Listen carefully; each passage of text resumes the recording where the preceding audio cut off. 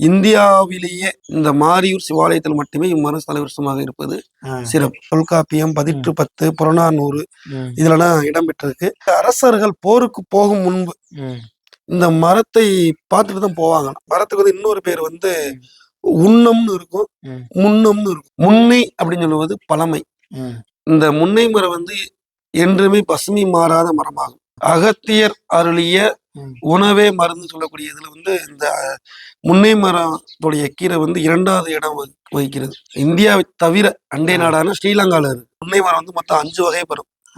இந்த முன்னை வந்து பசும் முன்னை. பசும் முன்னை மட்டும்தான் மனிதர்கள் வந்து உண்ணக்கூடிய உணவாக இது கருதப்படுகிறது.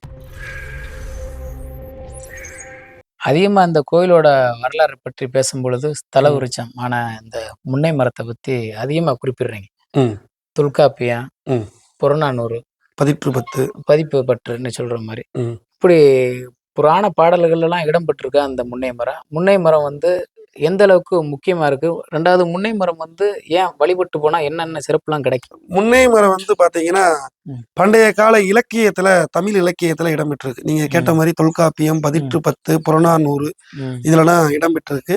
அதோடைய பாடல்கள் அதுல எழுதி போட்டிருக்கோம், அதை படிச்சுக்கலாம். இன்னொன்னு வந்து அரசர்கள் போருக்கு போகும் முன்பு இந்த மரத்தை பார்த்துட்டு தான் போவாங்க.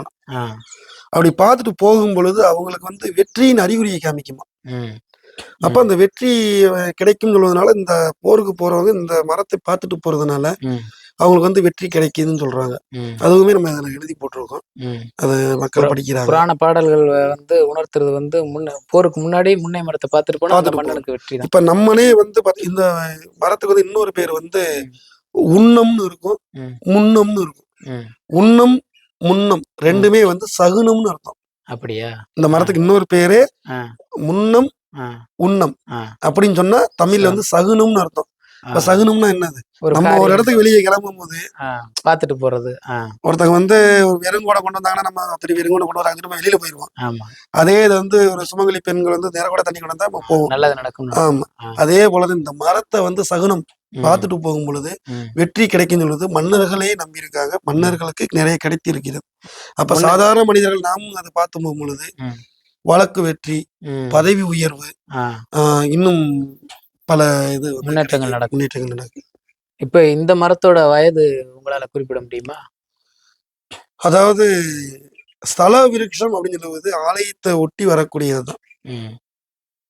ஆலயம் எத்தனை நூற்றாண்டுகள் அப்படின்னு சொல்றோமோ அதை ஒட்டிதான் அந்த ஸ்தல விருட்சமும் இருக்கும்.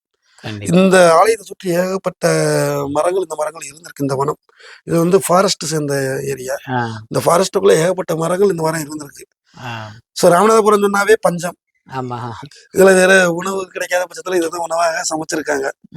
அப்படின்னு சொல்லும் பொழுது அதோடைய கீரைகள், அதனுடைய கட்டைகள் எல்லாம் வந்து உணவுக்காகவும் இரவுக்காகவும் பயன்பட்டது. ஆலயத்துல இருந்ததுனால மக்கள் வந்து அதை வந்து தொடாம இருந்தாங்க. கிடையாது, சிறப்பு ஹோமமோ மாதிரி கிடையாது. இங்க வந்து அது உண்டு. ஏன் அப்படின்னு சொன்னோம்னா இந்த ஸ்தல விருட்சம் அப்படின்னு சொல்லுவது நம்ம ஆலயத்துல முன்னை மரம் என்று சொல்லுவார்கள். முன்னை அப்படின்னு சொல்லுவது பழமை. இந்த முன்னை மரம் வந்து என்றுமே பசுமை மாறாத மரமாகும். இந்தியாவிலேயே இந்த மாரியூர் சிவாலயத்தில் மட்டுமே இம்மரம் ஸ்தல விருட்சமாக இருப்பது சிறப்பு. எங்குமே இல்லையா? இல்ல. கேதார்நாத்ல கூட இல்லையா? இல்ல. உத்தரப்பிரதேச மாநில சிவாலயத்துல எங்கேயுமே ஒரே ஒரு இடத்துல இருக்கு, அதுவும் இந்தியாவை தவிர அண்டை நாடான ஸ்ரீலங்கால இருக்கு. ஸ்ரீலங்கால இருக்குது. அது நம்ம நாடோட சேரல இல்ல. இதே முன்னை மரம் இருக்கு, அங்கே அதிகமா இருக்கு. ஆனா ஸ்தல விருட்சமா கிடையாது. புரியுதா? காட்டுல இருக்கலாம், இல்ல பக்கத்துல. நான் சொன்ன மாதிரி தான் இது வந்து ஒரு கீரை வகை. அகத்தியர் அருளிய உணவே மருந்து சொல்லக்கூடிய இதுல வந்து இந்த முன்னை மரத்துடைய கீரை வந்து 2வது இடம் வகிக்கிறது. அதாவது இந்த மரத்திற்கு இன்னொரு பல பெயர்கள் இருக்கிறது. முன்னை, மின்னல், முன்னல், மின்னல், முன்னம், மூவிலை முன்னை, சிறு முன்னை, பசு முன்னை, உண்ணம், முங்கை அப்படின்னு சொல்லுவாங்க. மொத்தம் வந்து பாத்தீங்கன்னா இந்த முன்னை மரம் வந்து மொத்தம் 5 வகை வரும். இந்த முன்னை வந்து பசு முன்னை. இங்க இருக்கிற முன்னை நீங்க இந்த பாத்தீங்கன்னா பசுமையா இருக்கும். வெயில் காலத்திலயும் இப்படிதான் இருக்கும், மழை காலத்திலயும் இப்படிதான் இருக்கும். இதோடைய பசுமை மாறவே மாறாது. ஓகேவா? அதுக்கப்புறம் வந்து பாத்தீங்கன்னா பேய் முன்னை, அப்படின்னு சொல்லிட்டு சில முன்னைகள் இருக்கு. மொத்தம் வந்து 5 வகை முன்னை இருக்கு. சரி. ஓகேவா?